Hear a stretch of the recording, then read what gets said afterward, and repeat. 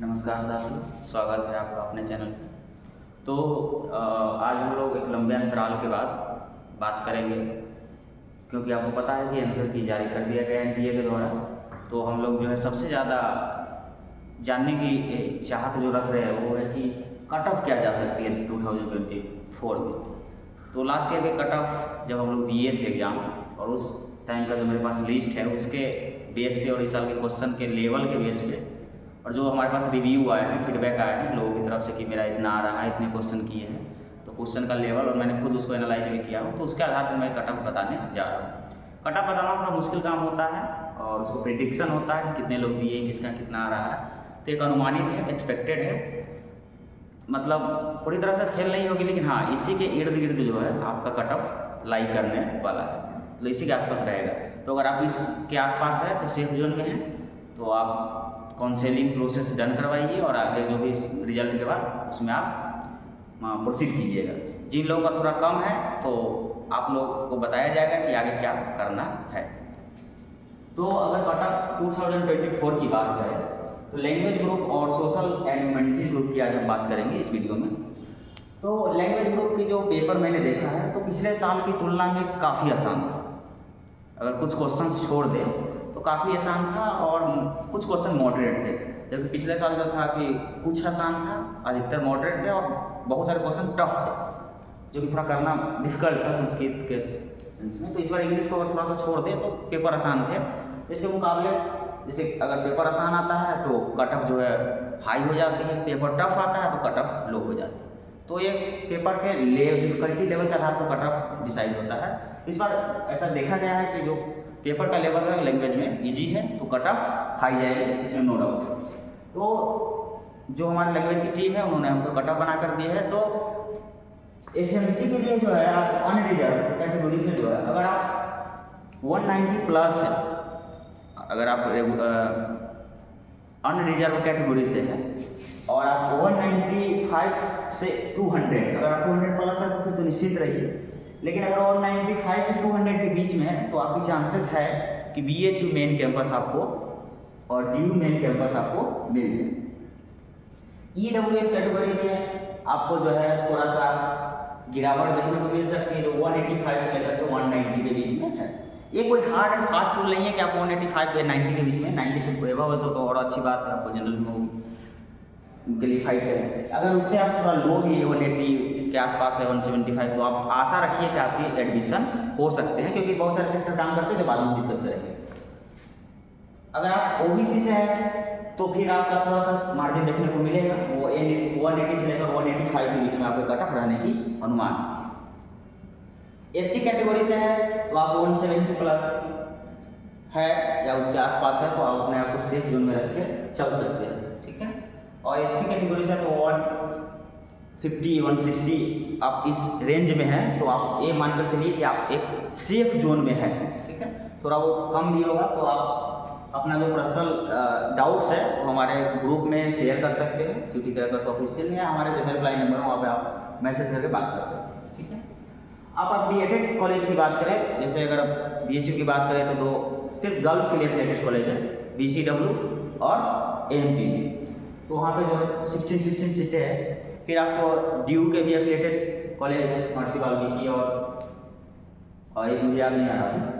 तो वहाँ जो आपको कट ऑफ जो रहने की उम्मीद है लैंग्वेज ग्रुप से 175 प्लस अगर आपके आ रहे हैं अनरिजर्व कैटेगरी से, तो आप उम्मीद रखिए 170 175 के अगर आप इर्द गिर्द अगर आप है तो आप उम्मीद कर सकते हैं कि आपको एफिलिएटेड कॉलेज बीएचयू के जो फीमेल कॉलेज है वो उसमें आपको मिल जाएंगे, या आपको डीयू के जो एफिलिएटेड कॉलेज है उसमें आपको चांसेस है। अगर आप ईडब्ल्यूएस से है तो फिर आप 171 के आसपास अगर है आप तो फिर उसके आसपास है तो आप मान लीजिए कि आप सेफ जोन में हैं। ओबीसी है तो आप थोड़ा सा उसमें डिक्रीज कर सकते हैं 5 मार्क्स, तो उसमें आप 165 के आसपास है तो आप फिर कर सकते हैं। फिर एससी में जो है 160 155 के आसपास अगर है, मतलब 151 to 160 है तो आपको, और एसटी में वही अगर आप 140 तक भी है, 140 से थोड़ा बहुत नीचे भी है तो आप आशा रख सकते हैं कि आपकी एडमिशन होने की चांसेस है। थोड़ा सा अगर हम सोशल साइंस की बात करें तो पिछले साल के मुकाबले काफ़ी ज़्यादा टफ क्वेश्चन आए थे। मैंने इस पेपर को जो पिछले साल बीएड में सिलेक्टेड है, JRF क्वालिफाइड है और काफ़ी जानकार व्यक्ति है इस मामले में, उनसे मैंने बात की है, पेपर दिखाया तो उन्होंने कहा कि इस बार जो उम्मीद है, पिछली बार तो काफ़ी हाई कट ऑफ गई थी क्योंकि पेपर थोड़ा लो, मैंने पहले बताया कि पेपर अगर लो आएगा तो कट ऑफ हाई जाएगी, पेपर हाई आएगा कट ऑफ लो जाएगा। इस बार का पेपर उनके मुकाबले, क्योंकि वो सिलेक्टेड है DMC मतलब FMC में पढ़ रहे हैं मेन कैंपस में, तो उनके मुकाबले जो पेपर टफ है और उन्होंने कहा कि 170 प्लस या 160 अगर अनरिजर्व से है आप तो उस रेंज में है 160 170 के आसपास, तो आप अपने आप को सेफ जोन में रख सकते हैं। ठीक है, आप EWS से है तो 160 165 है ना, OBC से है तो आप 160 प्लस के आसपास अगर रेंज में है आप तो 155 तक भी है तो आपका उम्मीद बरकरार है। ठीक है, 150 प्लस है तो आप OBC से उम्मीद रख सकते हैं।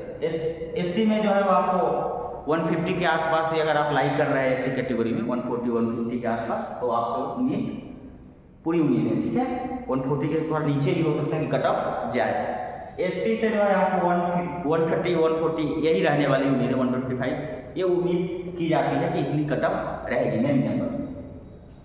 एफिलिएटेड में कट ऑफ थोड़ी सी जो है कम जाएगी, ये मैंने DU या BHU के मेन कैंपस की बात की है, जो CIE है और यहाँ फैकल्टी ऑफ एजुकेशन का अच्छा है उसकी बात की। मैं और एफिलिएटेड की बात करूँ तो एफिलिएटेड में जो है आपको अनरिजर्व में जो है वो 160 के आसपास कट ऑफ रहने की उम्मीद है। इसी तरह से EWS की बात करें तो 150 प्लस आपके लिए सेफ जोन में है।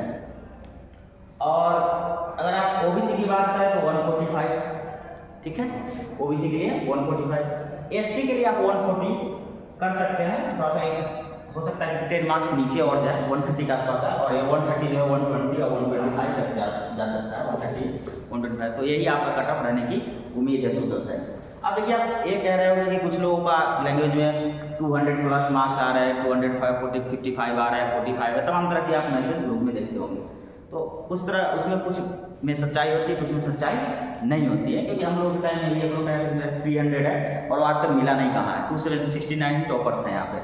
तो इस तरह के ग्रामर काबू नहीं रहा। और दूसरी चीज़ें कई सारे फैक्टर होते हैं कि कुछ लोग एडमिशन यहाँ लेते हैं लेकिन उनका UP BEd में हो जाता है, जिसका मेरे मित्र है जिनको UP BEd में हो गया तो उन्होंने यहाँ से जो है अपना एडमिशन कैंसिल करके वो UP BEd में चले गए, उनका सीट खाली होता है तो फिर वहाँ पे कम मार्क्स वाले आ जाते हैं। बहुत सारे फैक्टर है, कुछ लोगों का अलग दूसरे कोर्स में हो जाते हैं, लॉ में हो जाते हैं, किसी का MA में हो जाता है, किसी का JNU हो जाता है, तो बहुत सारे फैक्टर काम करते हैं, क्योंकि BEd को जो है लोग एक बैकअप प्लान की तरह लेकर चलते हैं।